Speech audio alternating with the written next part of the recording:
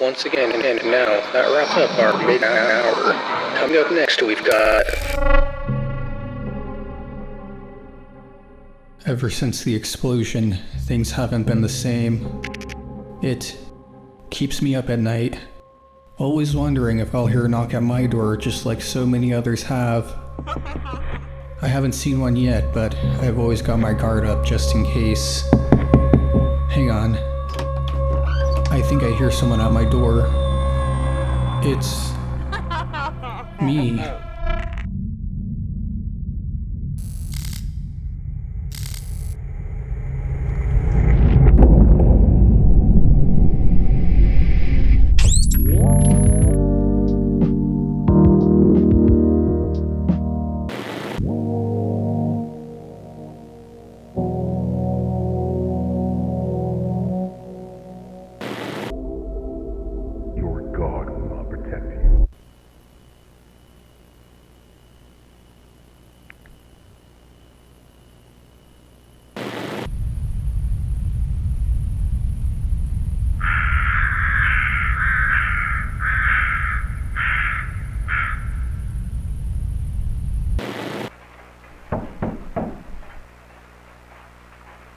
Hello? Is there somebody there?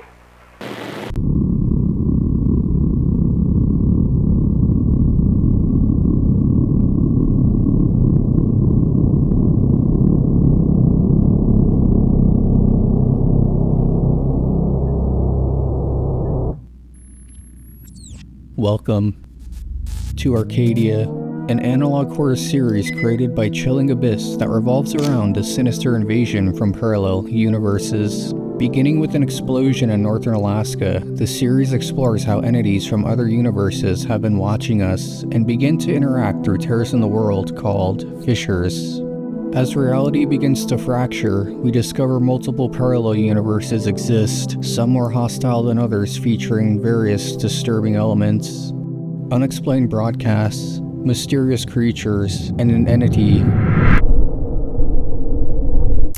seems to exist across different realities, playing with familiar media formats, TV broadcasts, emergency alerts, and video games, telling us a story about an invasion that's been quietly unfolding through our own technology, an appearance of normalcy while something much more sinister unfolds.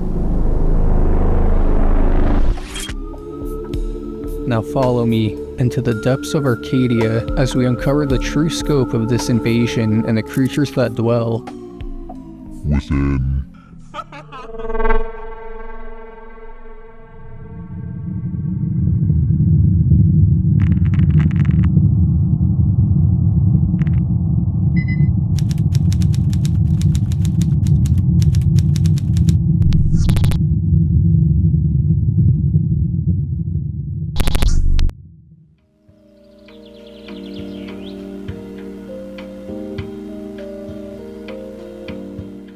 Arcadia TV's classic broadcast schedule is showcased, while other channels run their usual evening shows. This one has something different in store. We're just in time for Deep Sea Live.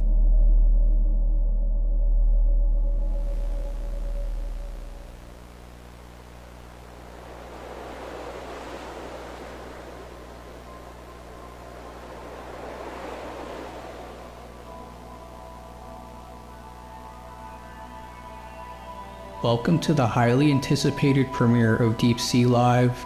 For the past few months, we've been working tirelessly to create an unparalleled viewing experience. Thanks to the generous support of our sponsors, the Deep Blue Foundation and Spectrum Innovations, we are thrilled to bring you an incredible, never-before-seen experience that will take you into the ocean's mysterious depths. Get ready to experience the ocean like never before as you peer through our new state-of-the-art camera focused intently on the pit, a seemingly bottomless hole of unknown depths. The vessel is operated by a single individual who will provide captions for what you observe.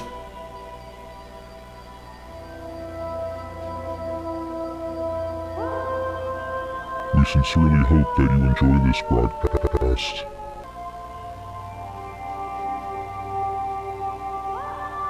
What begins as a groundbreaking deep ocean broadcast soon turns into something much different. Let's see why.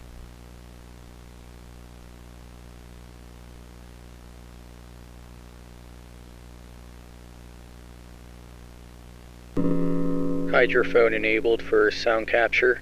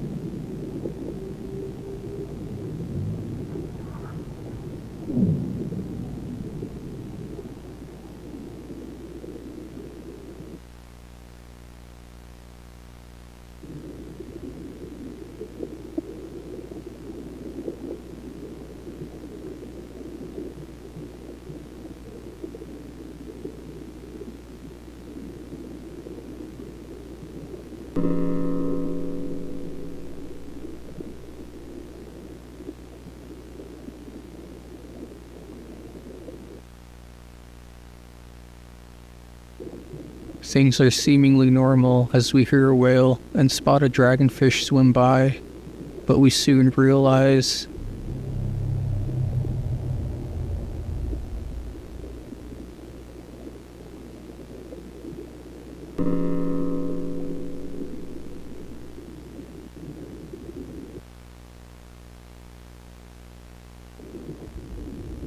something is watching us.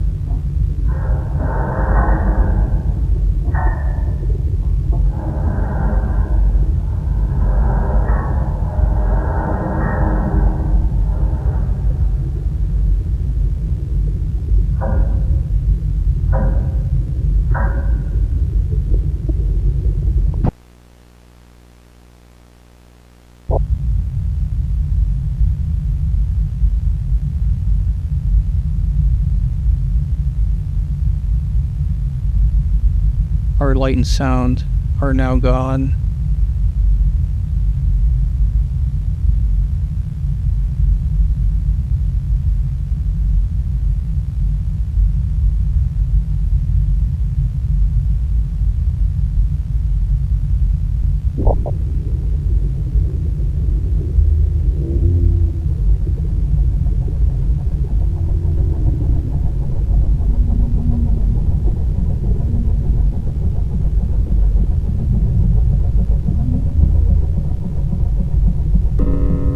The operator asked to recall the sub, but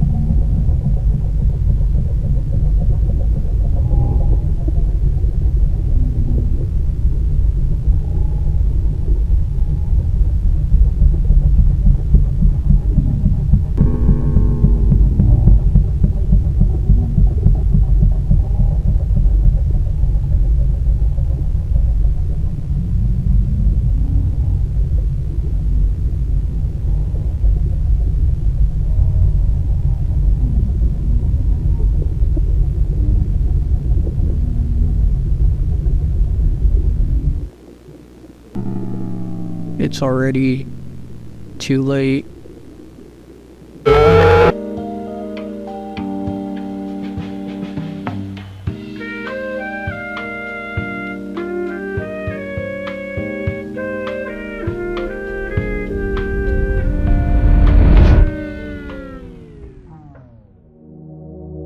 It's currently unknown what this creature is or why it's here, but we can assume the operator inside the submarine wasn't able to recall the sub. Let's continue.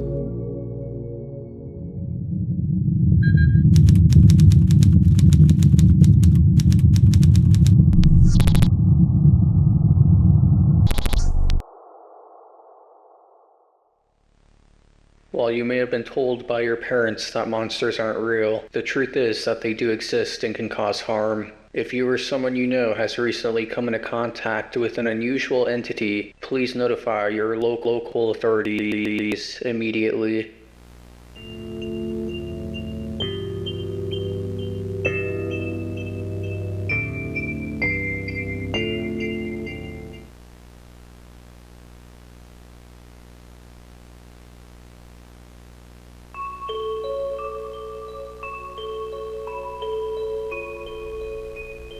In this video, multiple images are shown to us stating in recent years numerous anomalous entities have been documented that take on appearances resembling humans.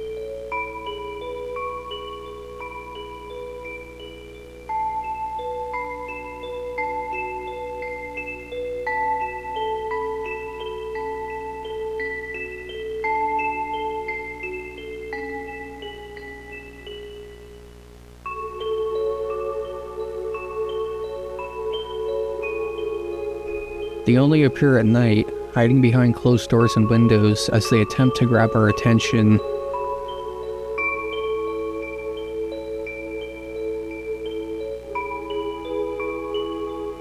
But it's best to pretend they aren't there though, because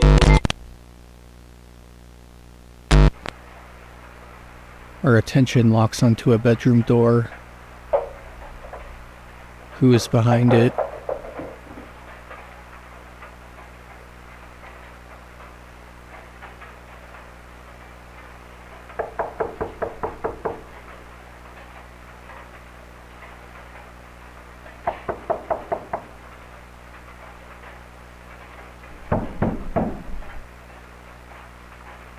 Hello? Is there somebody there?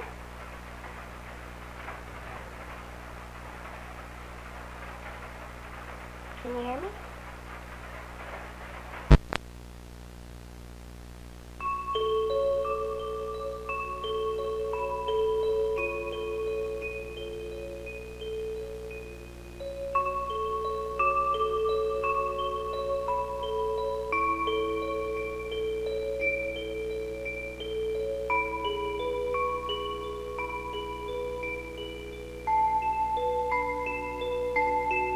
We learn these creatures offer gifts. If we refuse, they become hostile.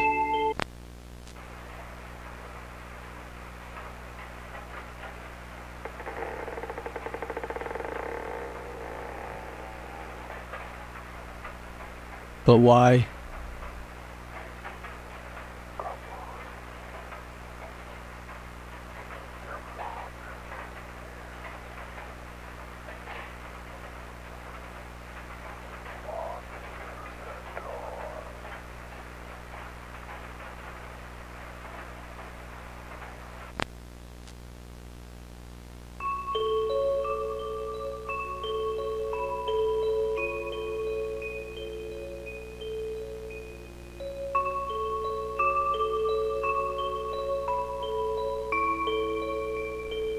If we survive 30 days, the entity will vanish, leaving behind a strange marking that depicts its name.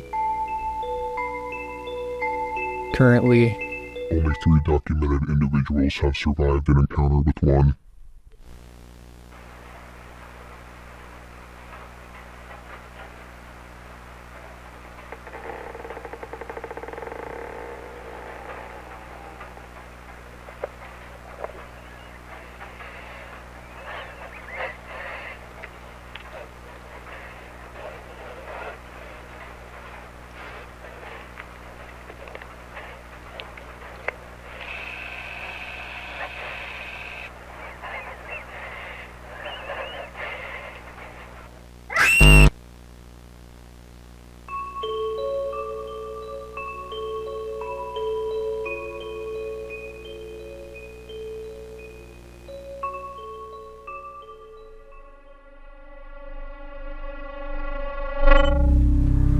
Something is taking shape here.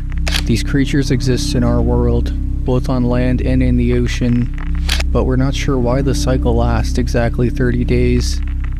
We're ultimately left wondering how and why this phenomenon began. We're just getting started.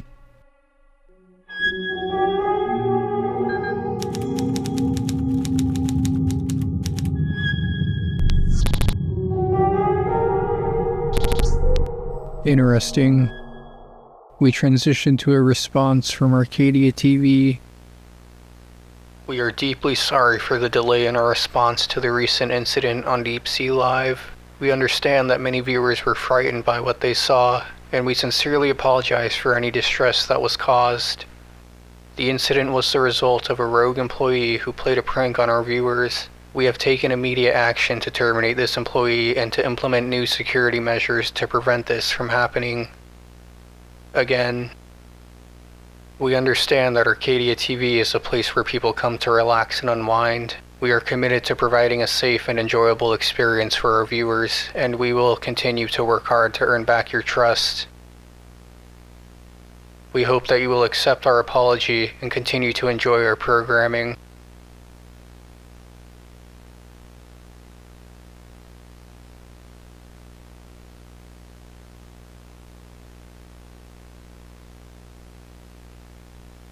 Thank you for your understanding.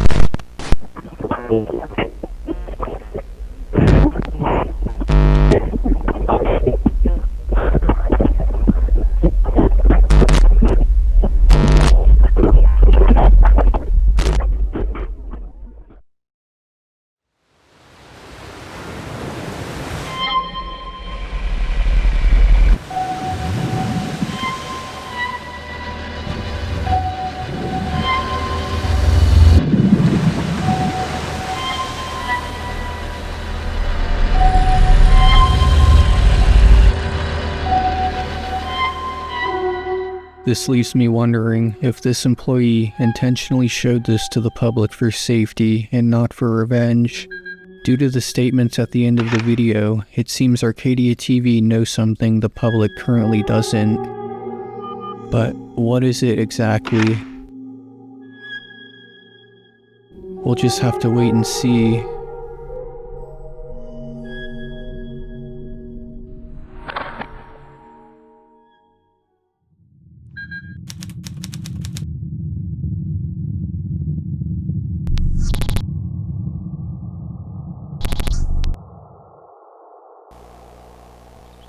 In this tape, we open to a bright field with evergreens in the background.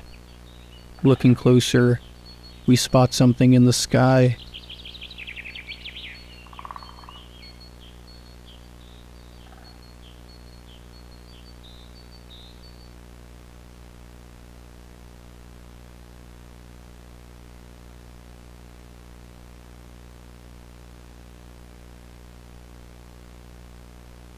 This person who fell was found near an unknown location on July 19th with a video camera and missing persons poster close by. We're shown 3 individuals: Sarah Brown, Jack Miller, and Danielle Smith.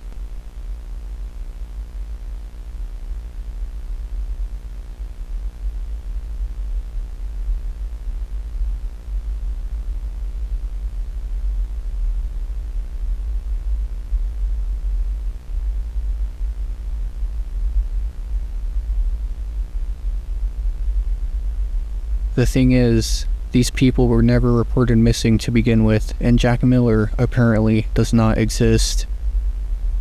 Let's watch the footage from the camera. As we walk through, we hear something.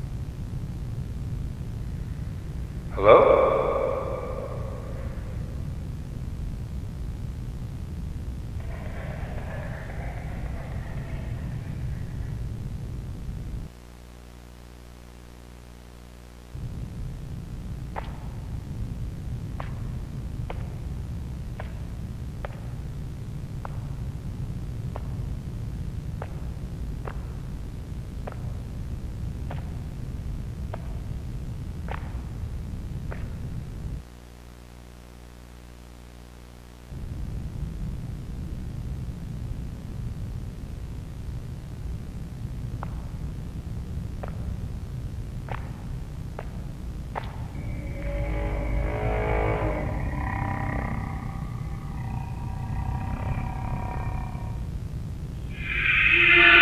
A creature similar to the one we saw in Deep Sea Live.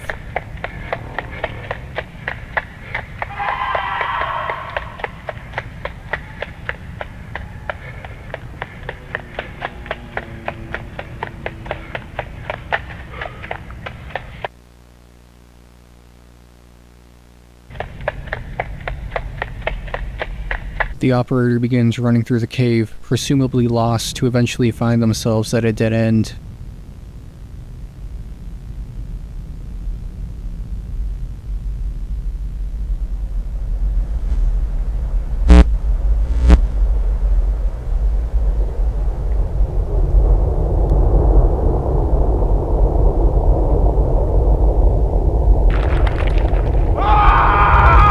They jump, transporting them into the dark.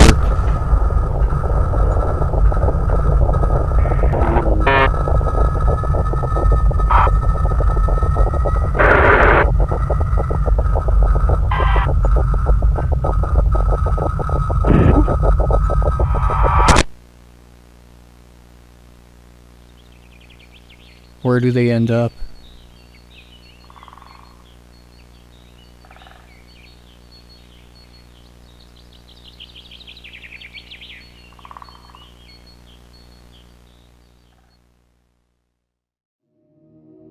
Evidently, we're looking at parallel worlds, with the person behind the camera being Jack Miller. He doesn't exist in this world because he was transported here when going through the white portal we witnessed. But how did this all start, and why is this happening? Our questions are soon to be answered.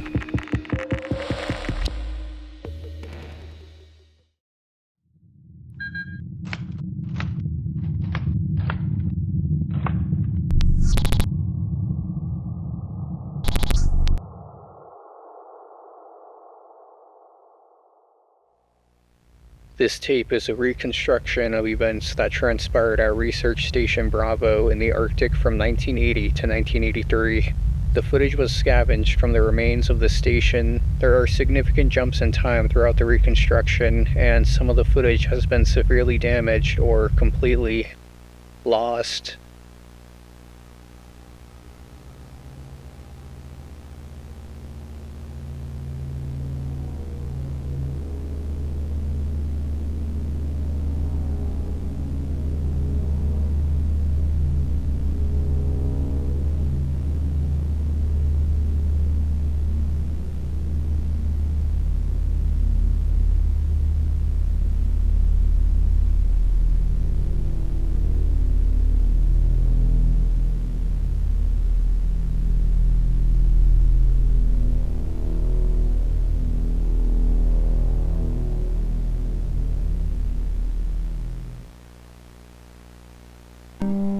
A man named Dr. John Walker develops a machine capable of sending and receiving signals from outside our universe.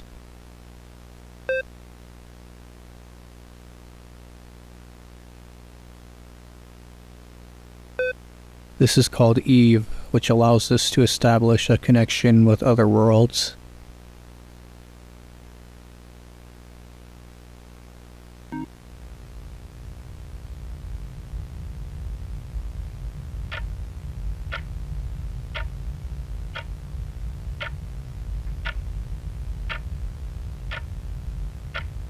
February 3rd, 1980, the first signal is sent out.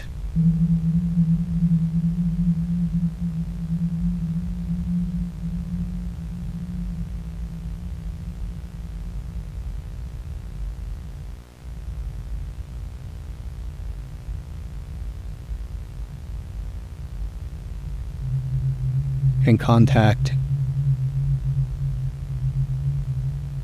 is made.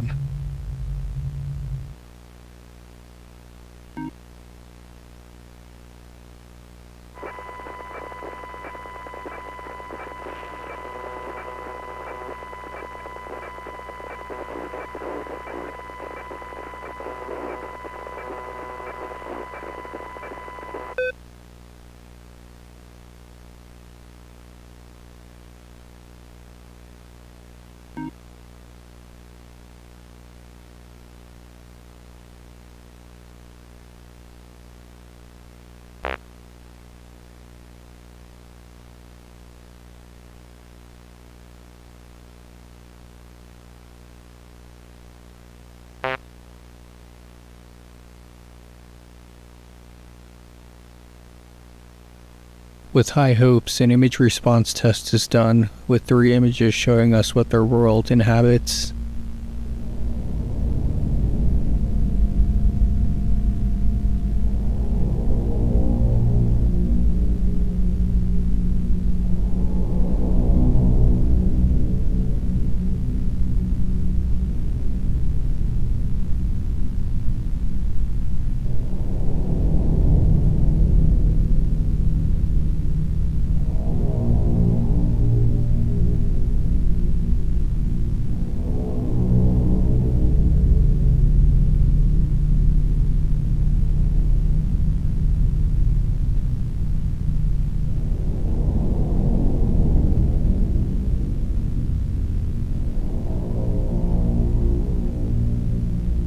A forest, dog, and themselves is laid out before us, the resemblance similar to our own.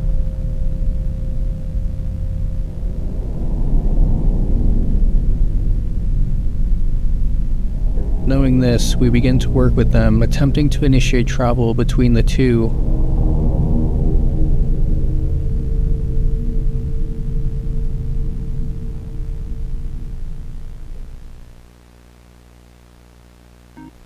Everything seems to be going well, until...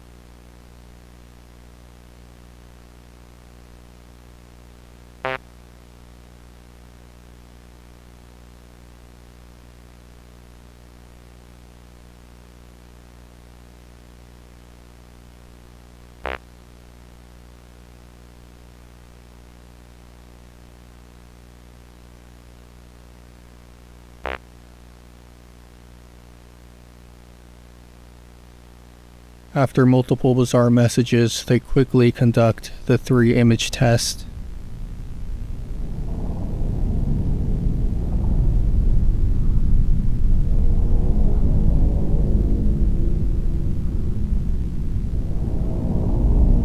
Something isn't right. These images are twisted.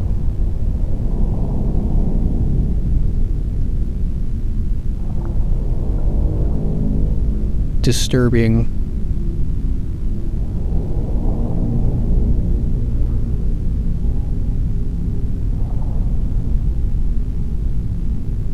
And terrifying.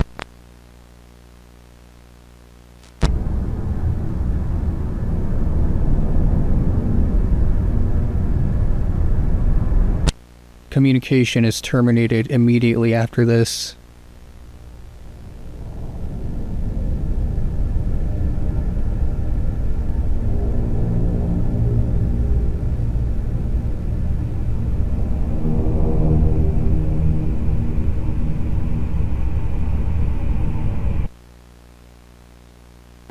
Come 1983, our hard work has paid off and the machine is finally complete. With this, initiation day begins, and just in time, because...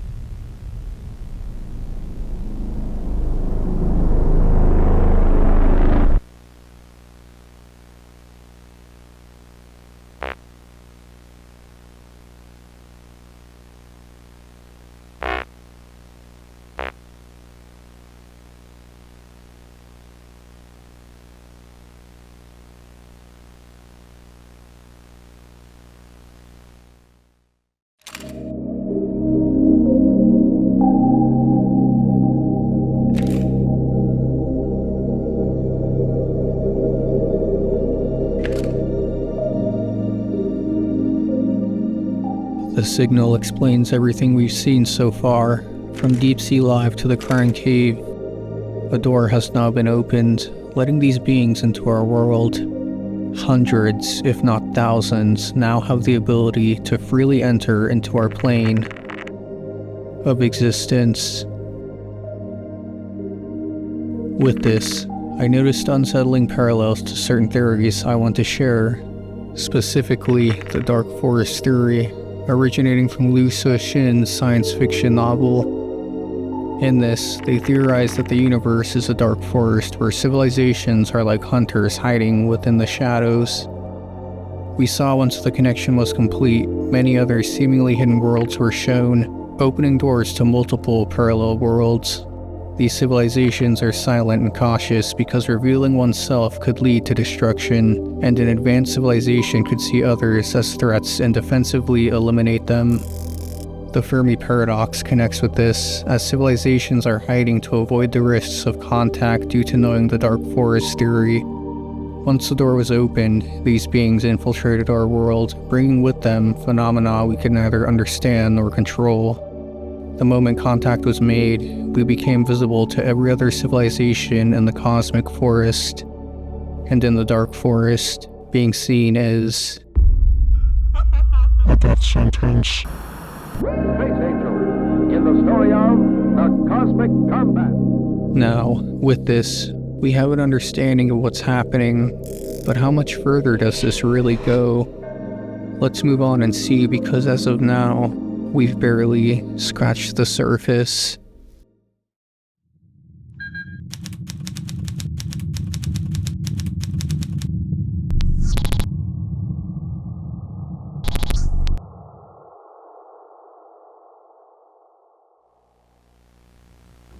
Another broadcast announcement from Arcadia TV. What is it this time?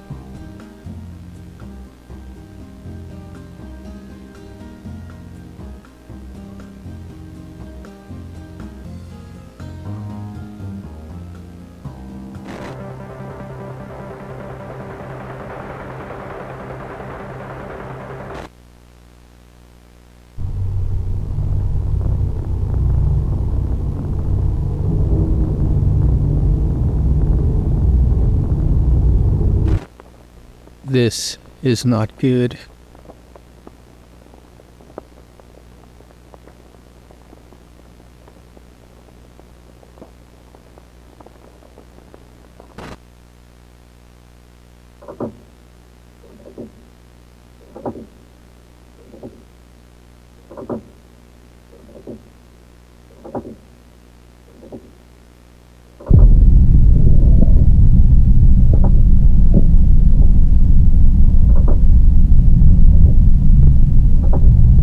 Late-night explosion in northern Alaska sent shockwaves through the region, with hundreds reportedly feeling and hearing the blast.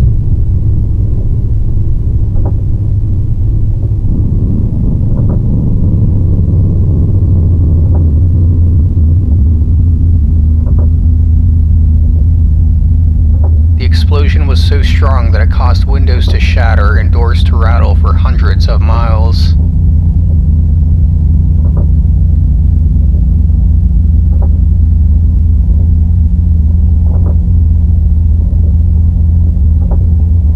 The explosion has also caused widespread television interference in the region.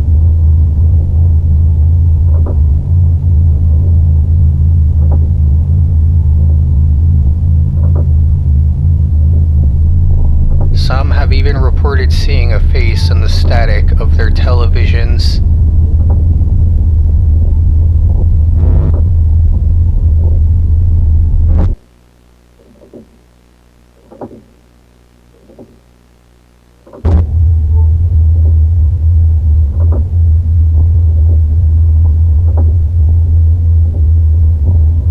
Hello, World.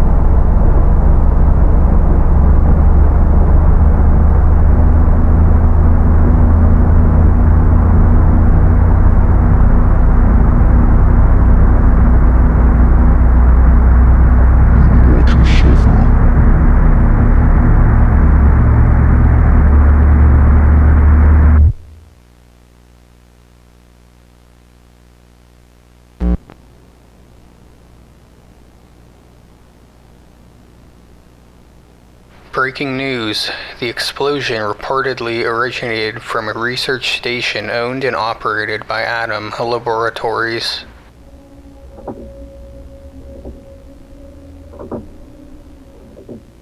We're interrupted by an EBS.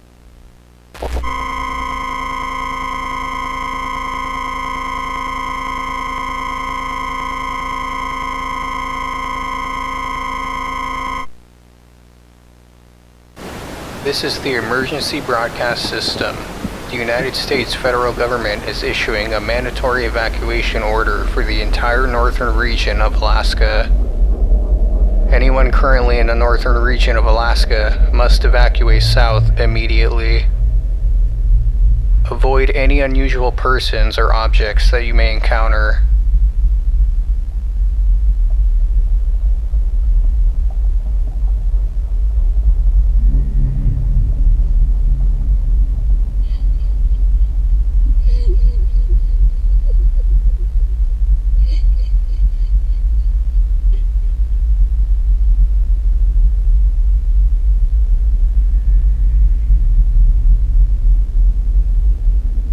If you are north of Selawik, Allakaket, or Fort Yukon, evacuate south immediately.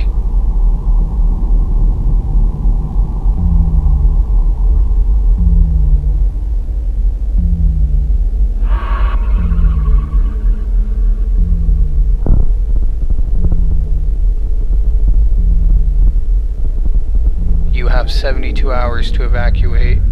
If you do not evacuate, you will be considered hostile and may be shot.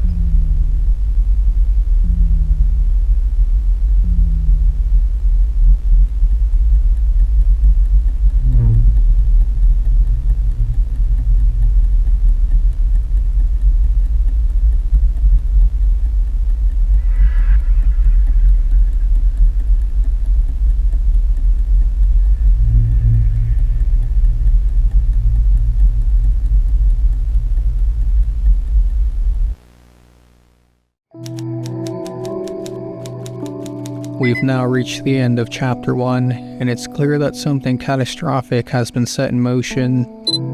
The invasion appears to be spreading throughout northern Alaska, with entities from across the universe now accessing our world. This is just the beginning, so grab a snack and lock in, because this is about to get insane.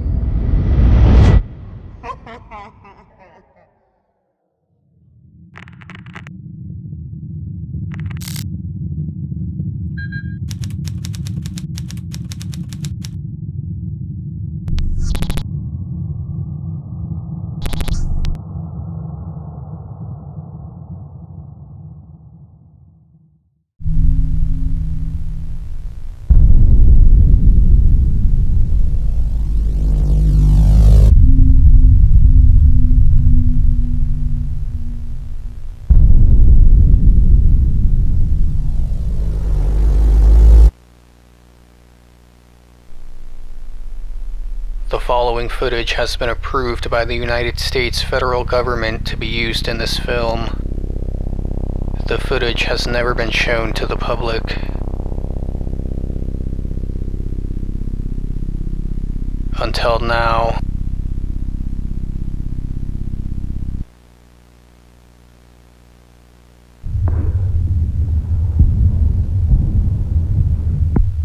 Dr. John Walk.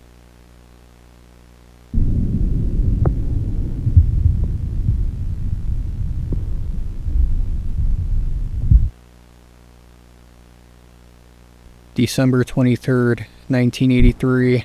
We sit and play one of our favorite games, but the time seems familiar.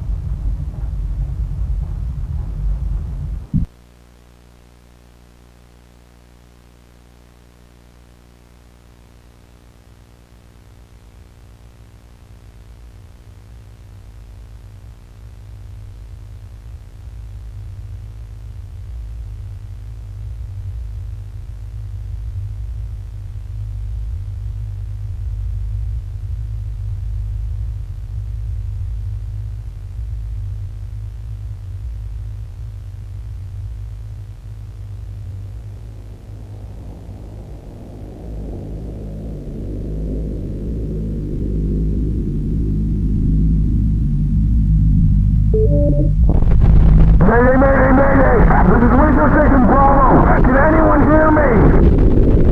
I repeat, this is Research Station Bravo. Can anyone hear me? This is...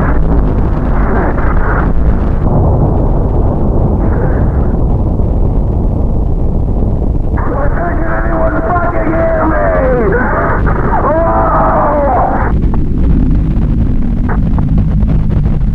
Is anyone out there? Wow! It's fucking time!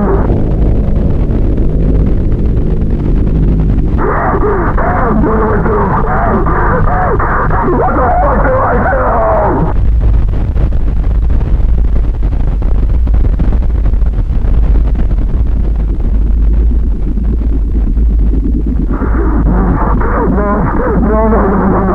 No, it can't be. He actually did it.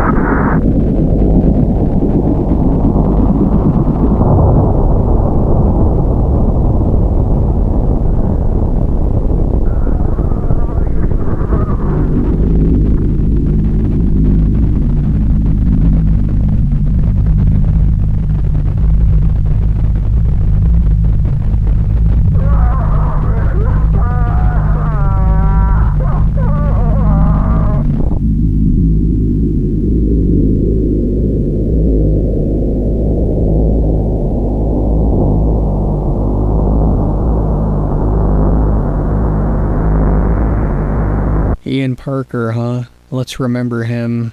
We fast forward 2 days to the EBS previously seen, learning some new information.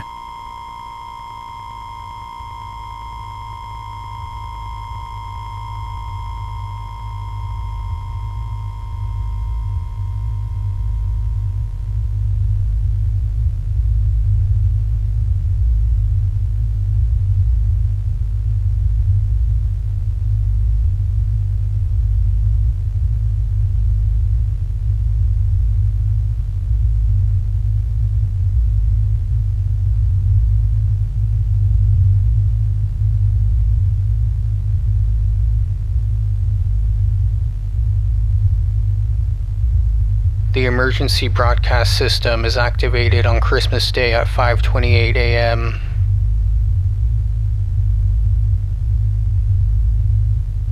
An evacuation order being put in place across northern Alaska.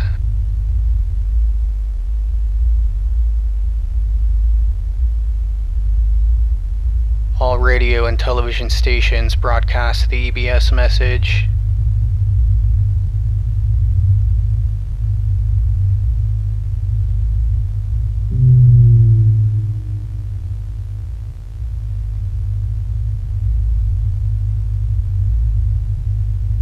The government drops thousands of flowers all over Alaska.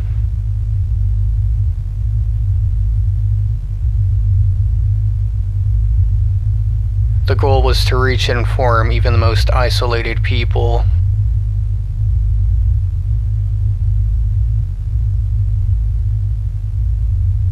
Unfortunately, this was quickly stopped when 2 planes mysteriously disappeared during their planned drop routes.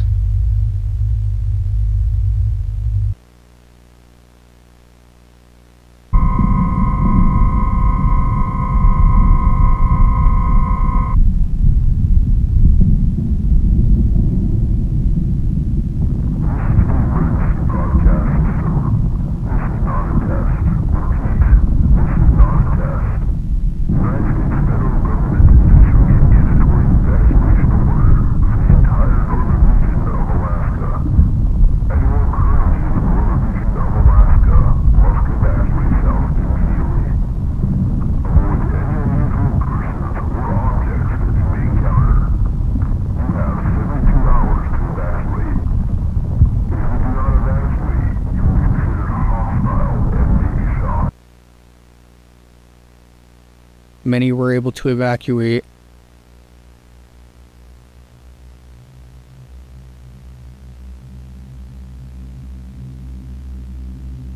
Others were not so lucky.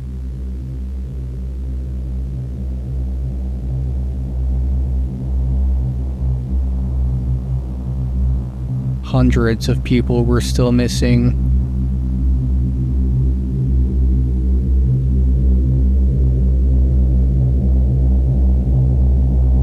When the evacuation was over, the government issued a brief statement.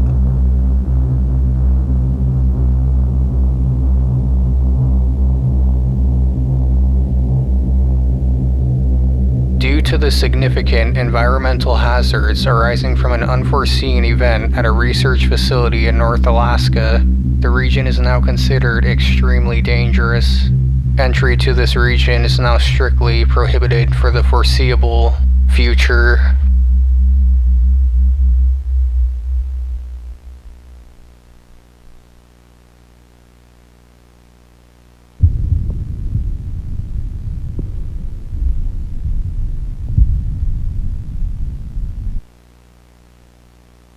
(1989), 6 years later.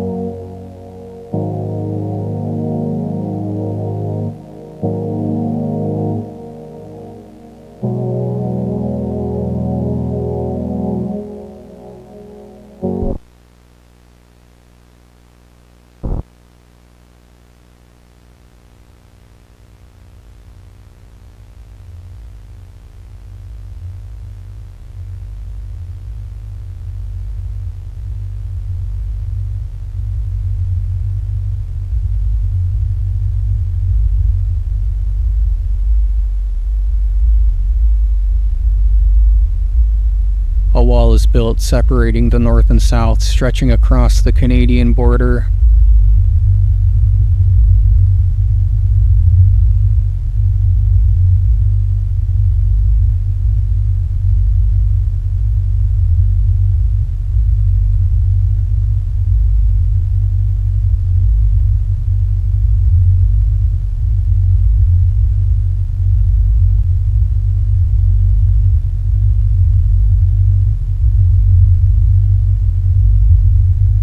It protects us from the unknown.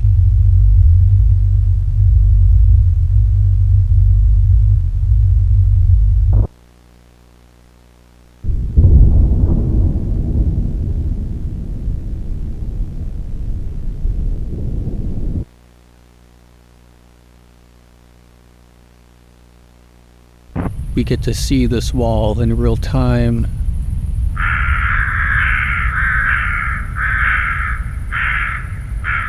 But I'm wondering,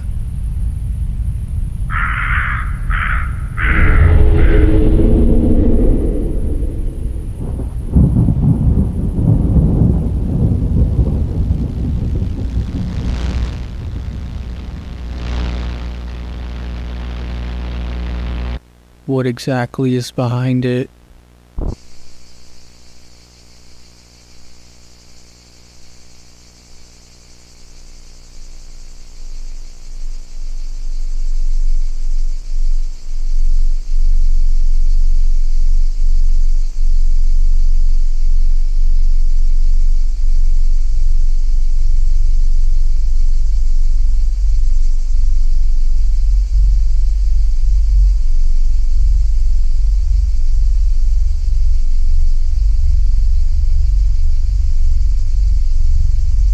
Driving in the wrong direction. Please turn around. You are driving in the wrong direction. Please turn around. You are driving in the wrong direction. Please turn around.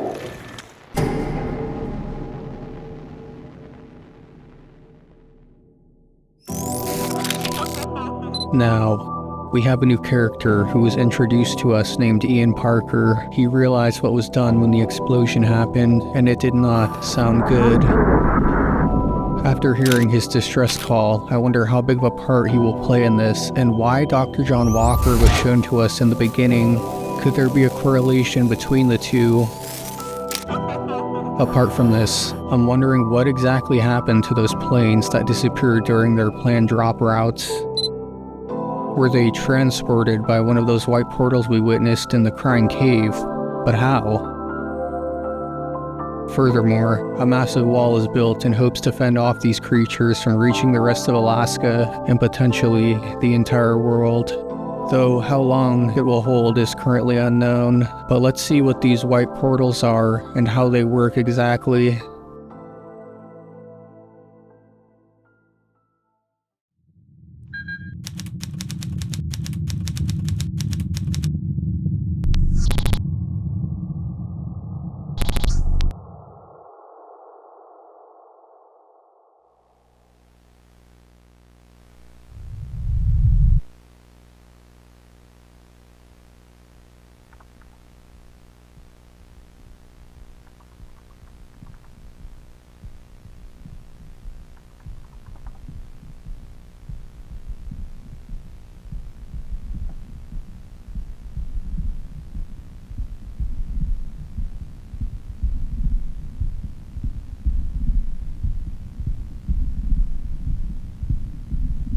Interesting.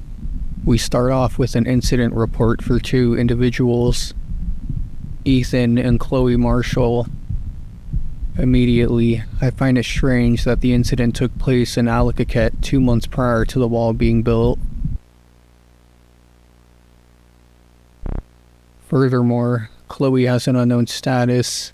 This may have something to do with the portals, but remains ambiguous for now.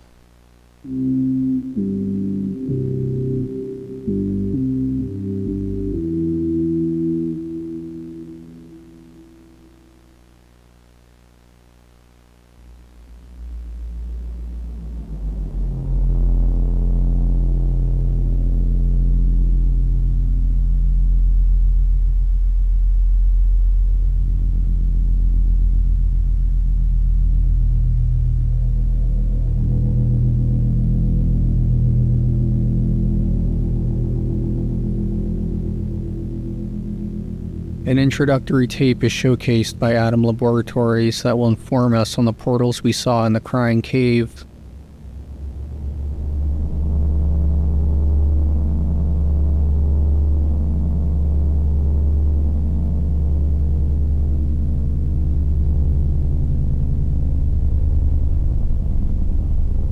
These are now known as fissures.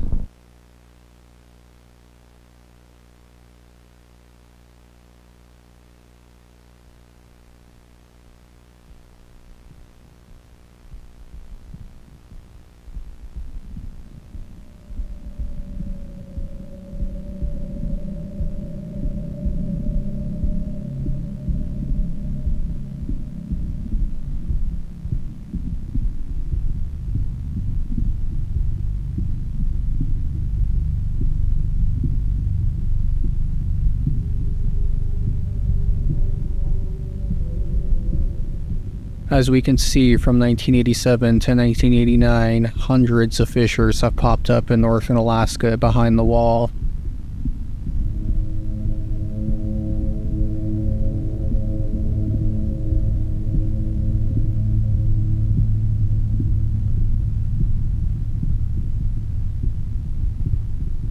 Now let's get some more information on them to gain a better understanding. Fissures are a type of phenomena that only occur within the exclusion zone.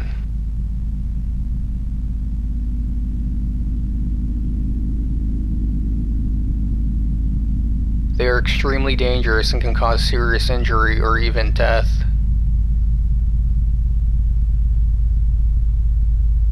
Two types exist: stable and unstable fissures.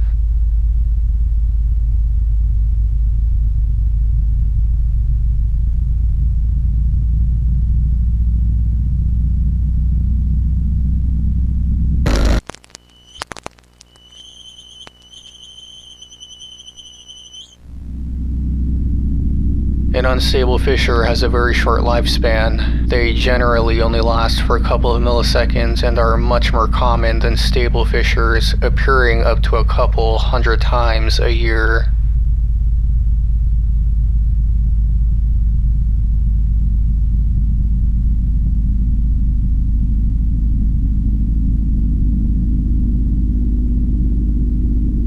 Stable fissures, on the other hand, have a much longer lifespans.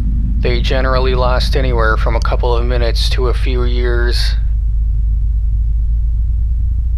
These are much more rare, with only 15 ever being documented and only 4 of them are active to this day.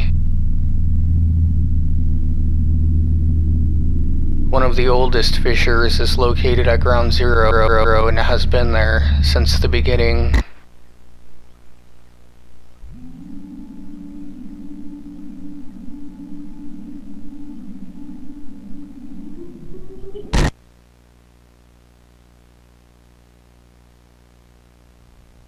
We can detect a fissure with an electrostatic field detector, so we should carry one with us at all times. If for some reason we don't have one with us, we should look for the following signs that one is about to strike.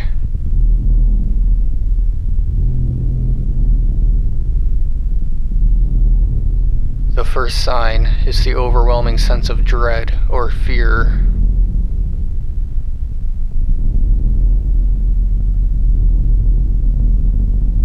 On top of this, we will notice insects and animals in the area go completely silent.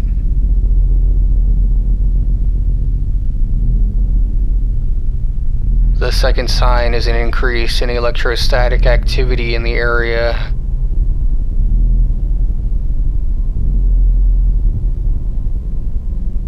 Causing our hair to rise.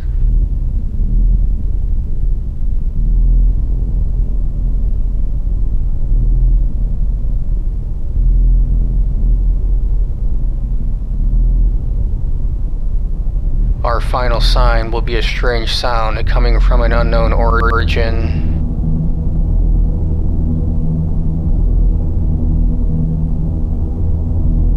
Once we hear the sound though, it may be too late to leave the area.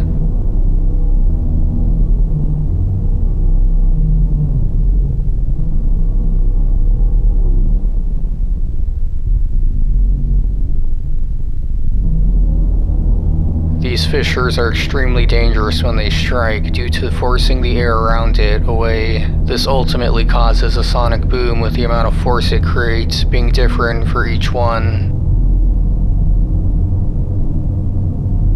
Similar to a nuke, anything within the corona when a strike happens is transported and replaced with something from the unknown. A common injury from this is ruptured eardrums. We saw this happen to Ethan in the incident report. Apart from this, we can see them happen at night due to a brief flash when one strikes.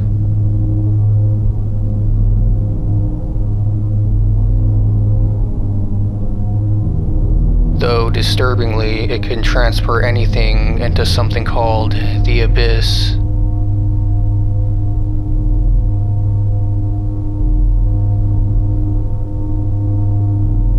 Is this where Jack Miller was transported for those few seconds in the Crying Cave? Furthermore, we learn that the size of what can be transported varies, but is usually no larger than the size of the average man. The most common thing found, though, are small items such as tapes or books, it seems. But in more recent years, it seems an increase in these entities are present. Could these creatures have the ability to interact? I think so.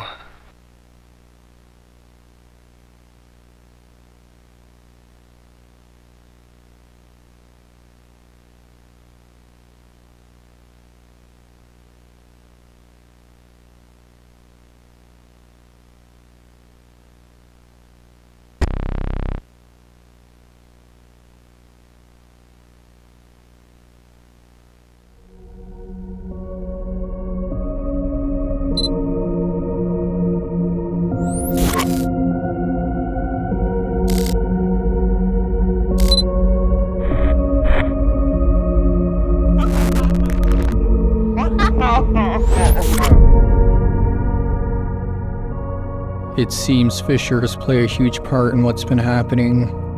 We're told they can only appear in the exclusion zone, but what does this red dot represent then? It appears in Alcacat where Chloe and Ethan were reported missing in 1989. This must be where a fissure was due to Ethan's injuries and Chloe's unknown status, with both times matching up. They were both exposed to one, with Ethan sustaining insane injuries and Chloe, well, she was caught in it, which transported her to the unknown. Apart from this, I noticed Ian Parker and Dr. John Walker are shown in the employee report. We don't get to see the status on them for some reason, which is strange. Furthermore, who is the person behind all this trying to get this information and why? For now, we're not sure, but I had another thought from all of this. I believe the blast from the exclusion zone safety tape was from one of these fissures. The first fissure. Ian Parker somehow survived this long enough to see what came out of it and must have been horrified. Now there's one more thing I found strange. There's a hidden message only shown for a few frames that says, "Small traces of found in father's system, similar to John Doe in '88. This is referring to Ethan, I assume, the father of Chloe, but what was found in his system exactly? At this moment, I'm speculating that those who interact with these fissures and somehow survive are infected with something in the process. What this is exactly is unknown at the moment, but we still have a few tapes left, so let's see where we're headed next."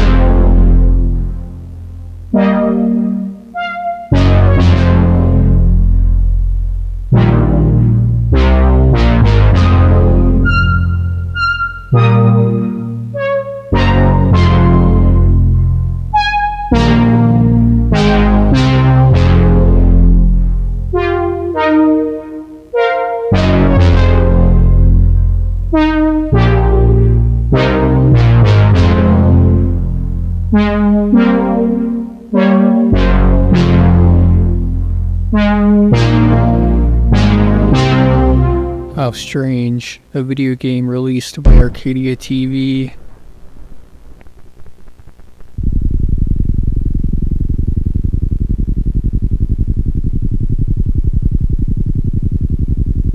Wait, hold on.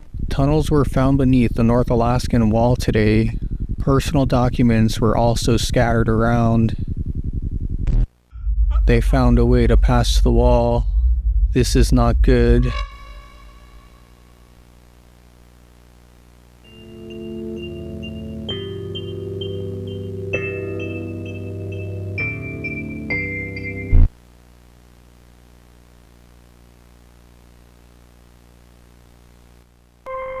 Curfew in effect. Lock your doors and windows. Stay inside your home. Have a firearm or weapon ready. Curfew time 9 p.m. Emergency services will be unavailable.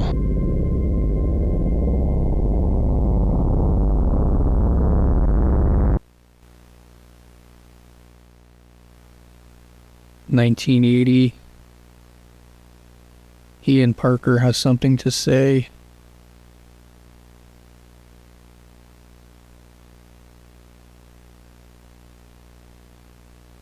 I am afraid.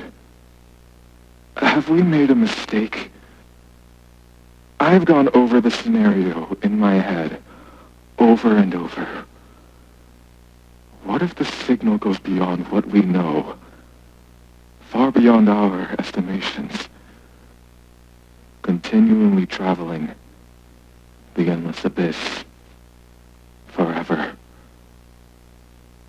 We knew about the possibility of it happening. We took the necessary precautions. But still, it is a non-zero chance. We would be inviting things that could bend our reality. Things beyond our comprehension. A single reply. There's a reason only one world answered. The others... silent. They are hiding. They are afraid of what lies at the edge of the abyss. My God. What have we done?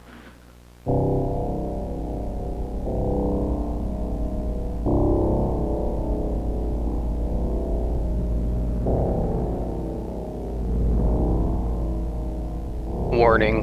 The following footage has been declared a severe cognitohazard.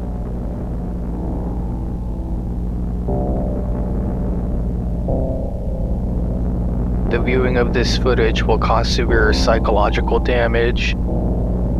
Continued viewing of this tape signifies the acceptance of this knowledge. You have been warned.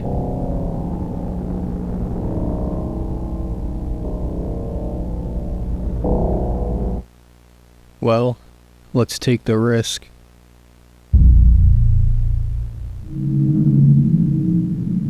Due to your high mental resilience, you have been selected to participate in an exciting experiment.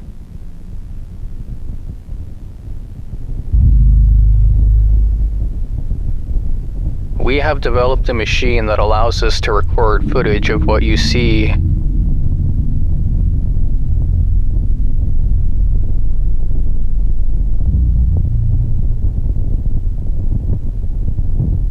Before widespread adoption, we need to conduct a few tests to validate the new technology's effectiveness.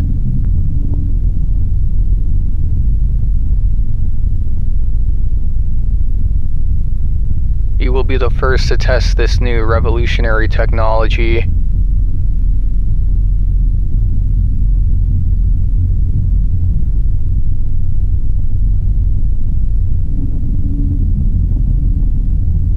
You were scheduled to undergo surgery for the implementation of a small device in your brain.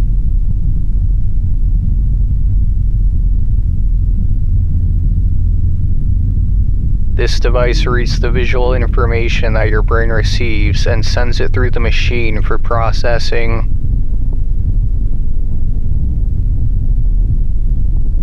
The conversion process takes a couple of weeks, therefore, it's crucial to document what you see for future comparison.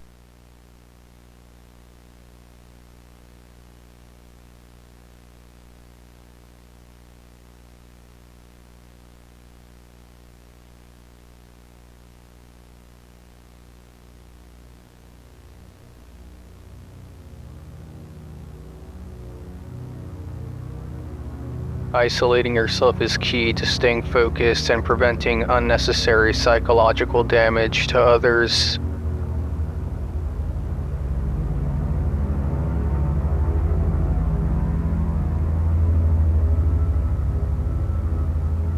Turning off the lights will help reduce the visual hallucinations in your peripheral view.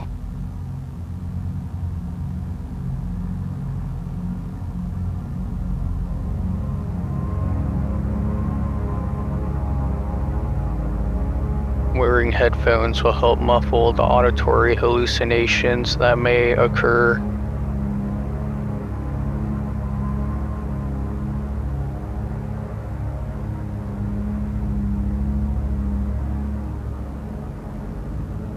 Controlling your fear is what will keep you alive.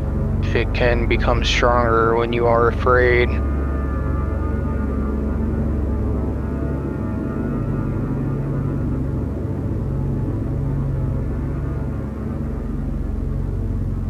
Remember,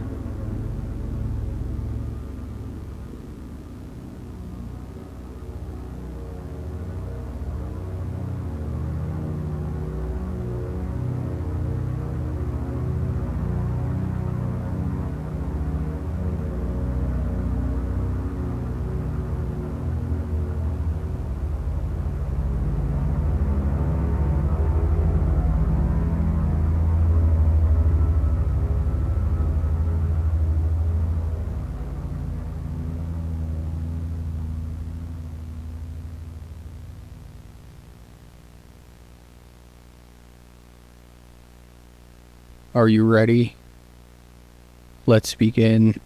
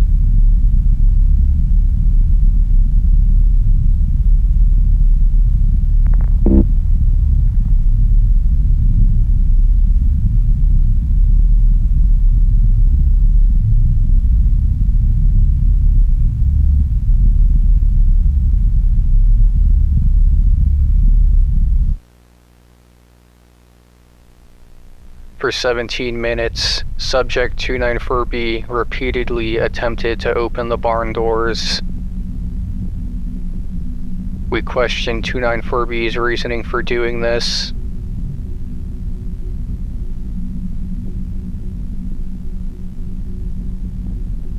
They describe feeling as though they are physically standing in front of the barn doors. They feel an urge to open them.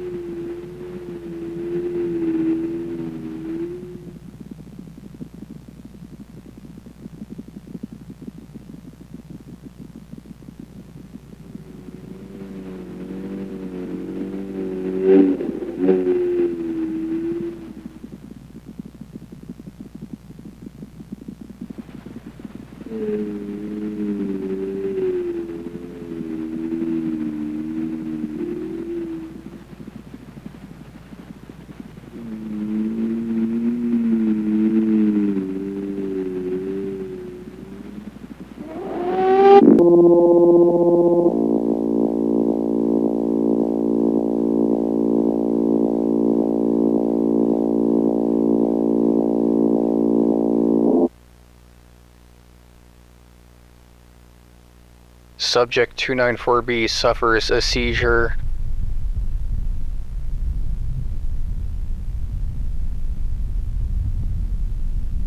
After recovery, Subject 294B is overwhelmed with fear of continuing.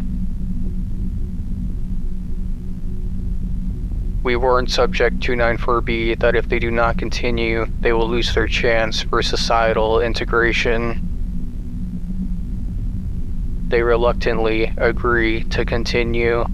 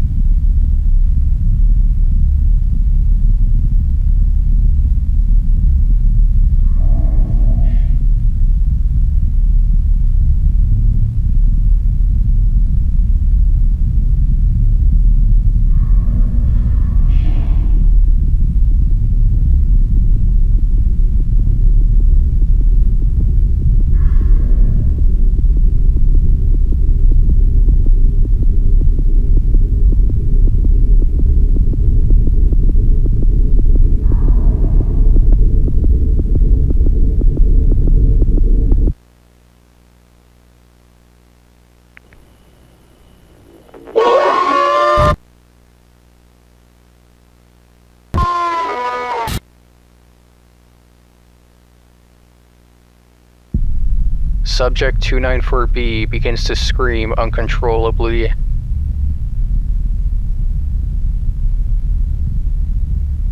Before we are able to interrupt the session, 294B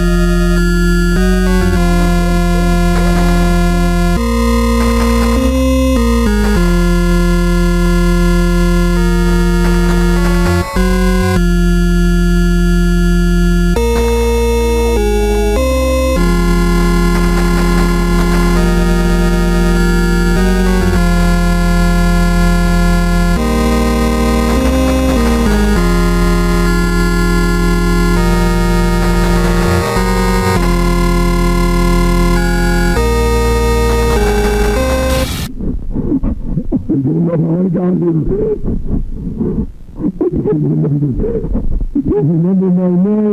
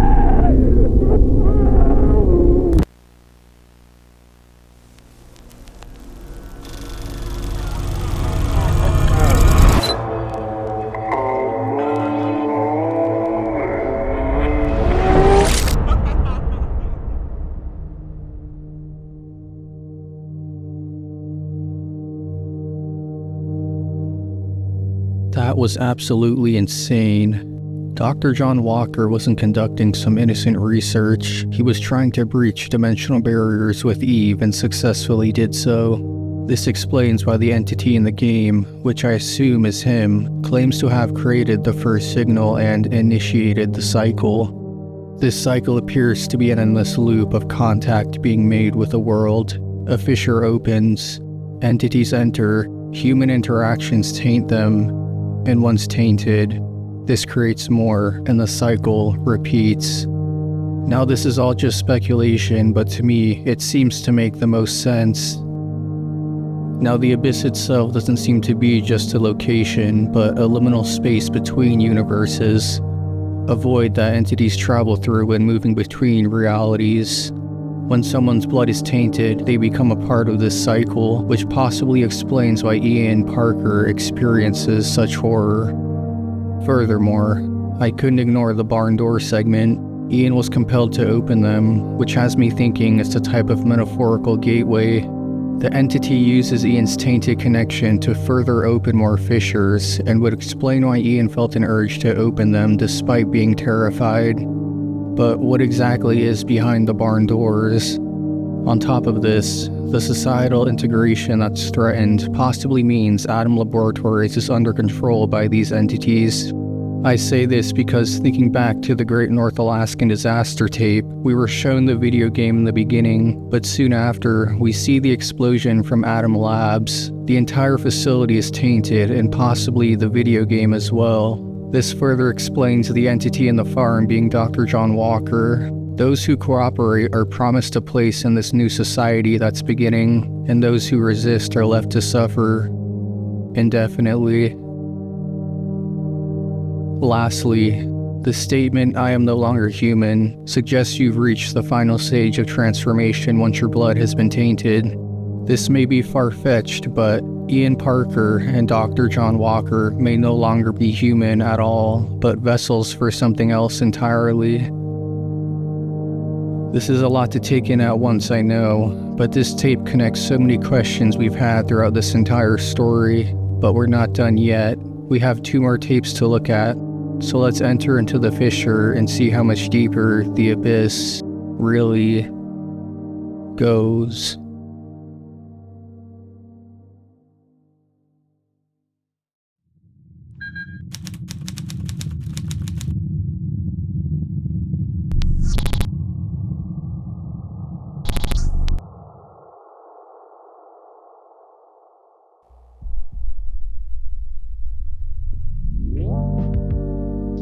Another Arcadia TV broadcast is shown, September 13th, year unknown, but noticing it's episode 27, it must be the most recent.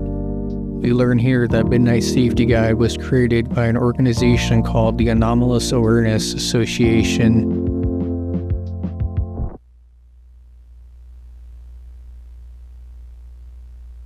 The world is changing.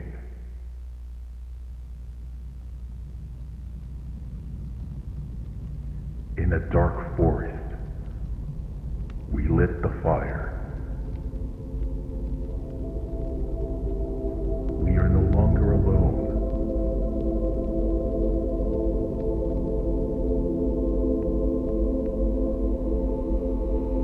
The abyss. It is spreading, consuming.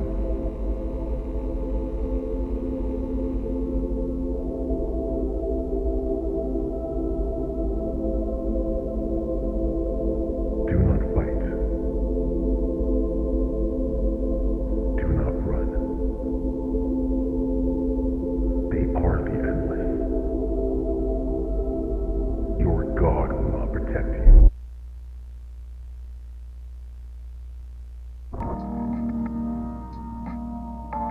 We're now inside someone's home. Something is wrong.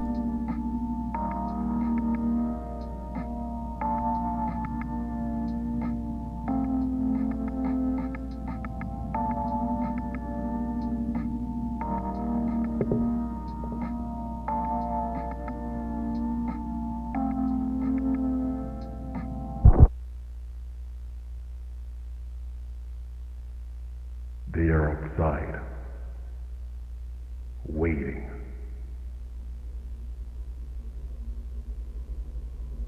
Do not resist. Let them in. They cannot be stopped.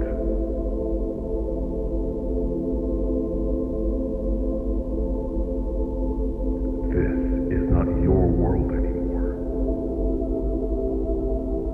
You are no longer in control.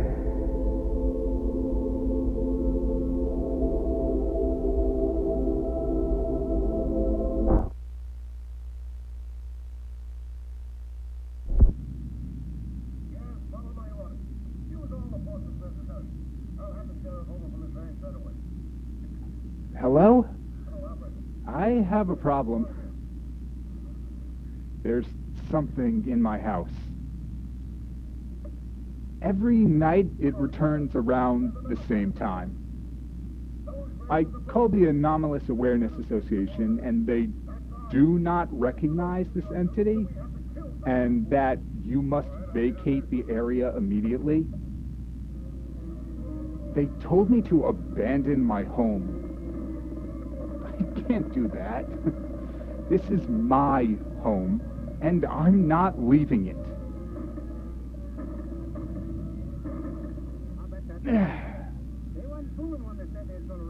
You see this? This is what I'm going to use to kill it.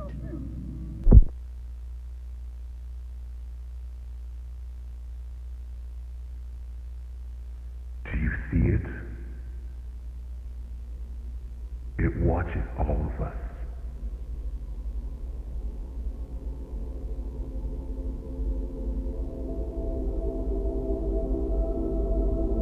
That is your God now.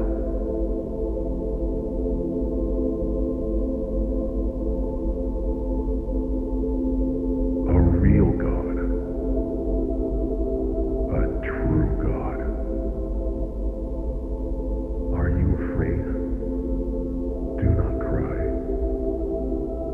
Your gods never listened to you. They were never real.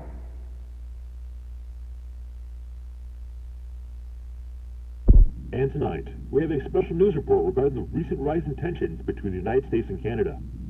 The Canadian Prime Minister last night made a televised speech discussing their anger with the United States and the multiple grievances they have with the U.S. At one point in the speech, the Canadian Prime Minister said, quote, "If the U.S. continues to ignore the issue and doesn't secure the borders of Alaska, we will have no choice but to defend our nation." The White House has yet to comment on the statements made.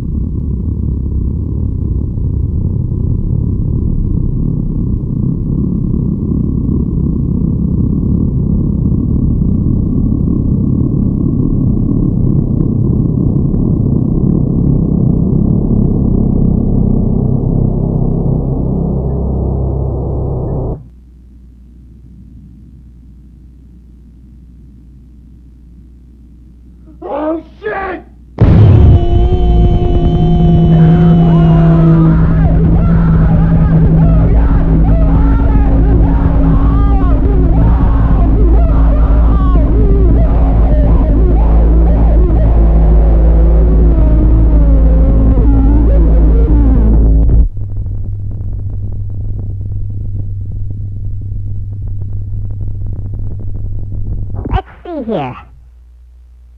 Bum, bum, ba-da-da, bow. We have a question from Sarah. Sarah asks, do you believe in God?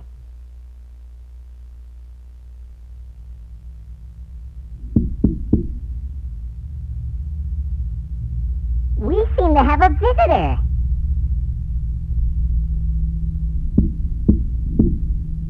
Come on in. The door is unlocked.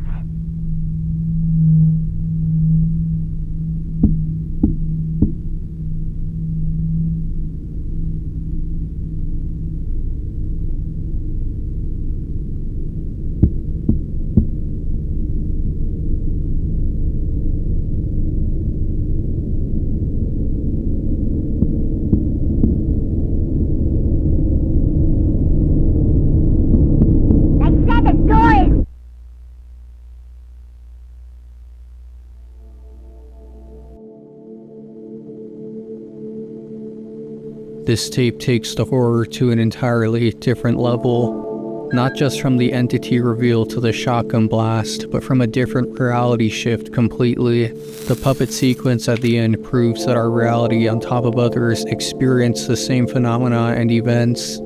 These entities aren't just invading our physical space, they're moving between multiple realities simultaneously. The Abyss is a conduit connecting countless worlds, all now vulnerable since Dr. Walker's initial first signal. This is an incredible amount of detail and adds an entirely new layer of possibilities. But what could the last tape have in store at this point? Let's find out.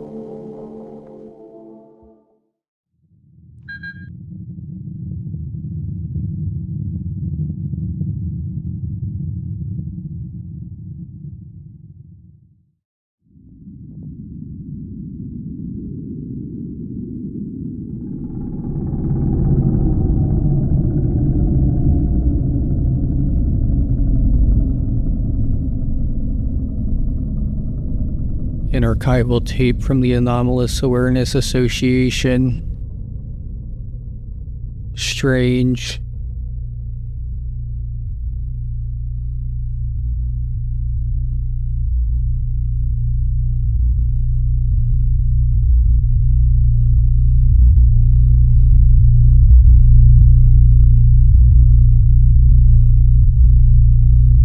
Is this Ian?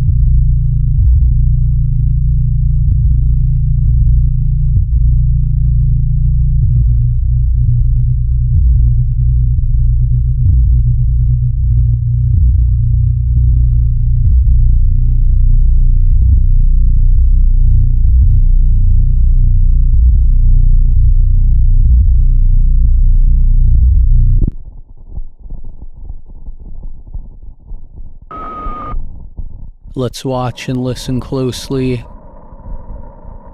November 17th, 1978. Final session. State your name and date of birth. Ian Parker, August 25th, 1958.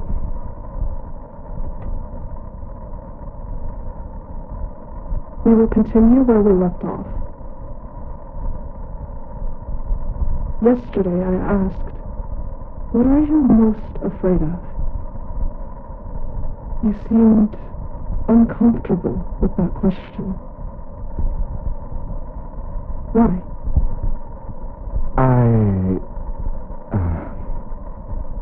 I don't like to think about the past. I saw something when I was young.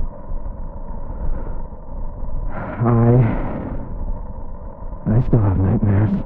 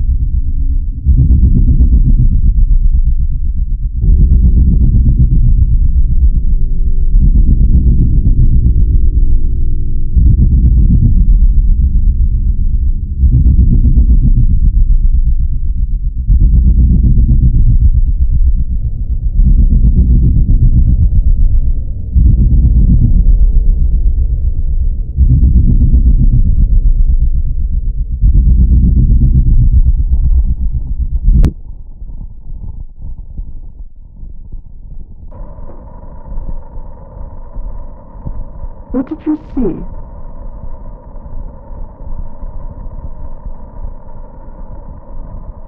I was 11 years old. I went hunting with my father. He always forced me to go with him. We set up camp for the night. He went to sleep. I stayed up so I can read my favorite book. Theory of the Parallel by John Walker. I had to piss in the middle of the night, but I was scared of the dark. I didn't want to go outside alone. I couldn't ask my father to take me. I was more afraid of waking him up. So It's okay. Go ahead. I grabbed the flashlight from my bag, and I left the tent. It was cold and dark outside. I could see my breath in the air. I walked over to a nearby tree. I placed the flashlight on the ground next to me. Then I heard something. I was so scared. I froze. I didn't know where it was coming from. It sounded like it was getting closer. Then I saw it. I didn't know what it was. It made a horrible noise. It looked like a dead dog. The skin on its face was missing. Strips of flesh were hanging off of it. I was so afraid.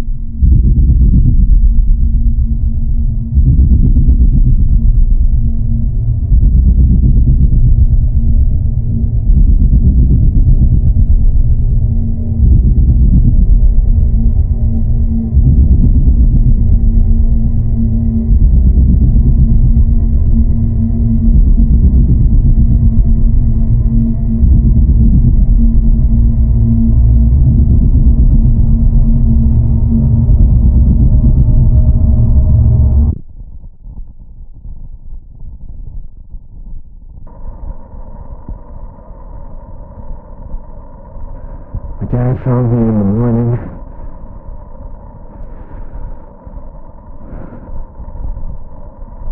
I told him what I saw. He didn't believe me. He said it was all in my head.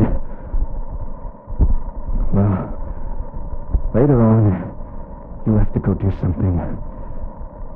He came back sometime later. He told me he saw what I was talking about.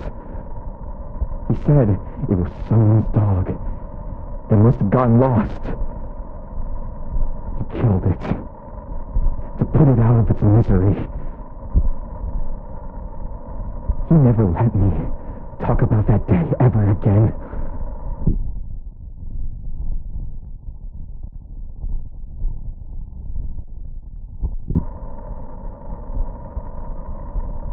After evaluating Ian Parkham's history, I do have one concern. His strong fear of dogs. This may be inconsequential, but this could lead to problems in the future. I will bring it up again next time at the yearly psych eval. We can't have someone who is unable to handle difficult situations. But John Walker personally requested Ian for this position. They've been talking to each other a lot recently. Ian must have captured his attention with his quick rise in this company. I'm going to reluctantly approve his psych eval. This is the last step in his promotion process. He will now be the head of safety and ethics.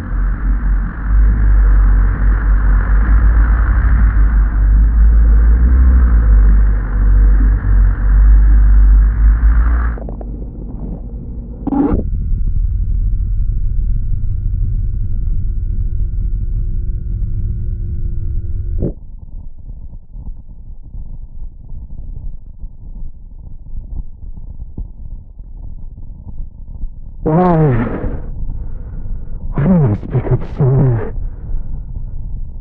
I could have stopped all of this.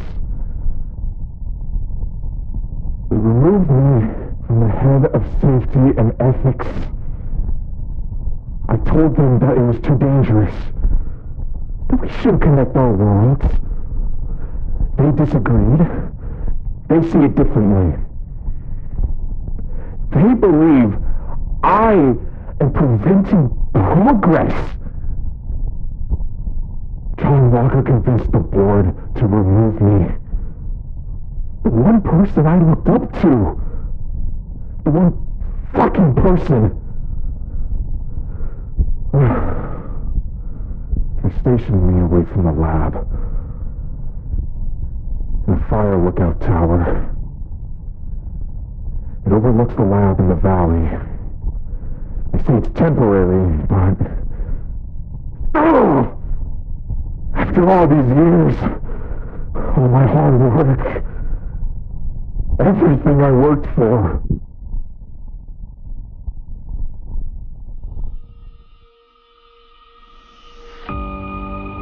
What an insane story. I feel like we just entered into another world, and I hope I could steer you all away from reality for a bit with this one.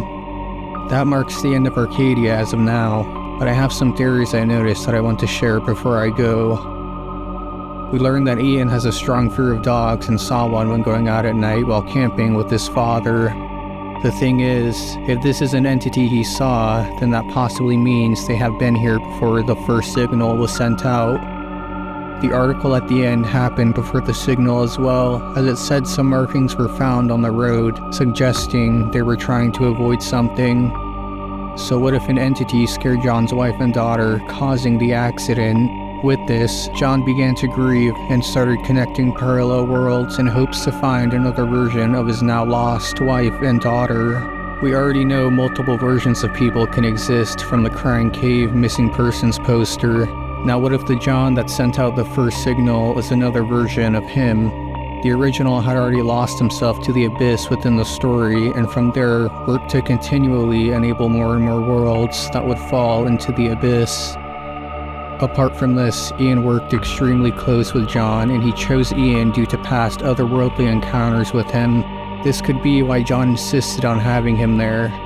All we can do is speculate at this point on what to make of all this really, as the story is still ongoing. For now, we will just have to wait and see what the next tape brings us, but please go on over to Chilling Abyss's YouTube page and tell him I sent you. This is an amazing story he's putting together and deserves all the support in the world. As always, I hope you enjoyed watching, and good night.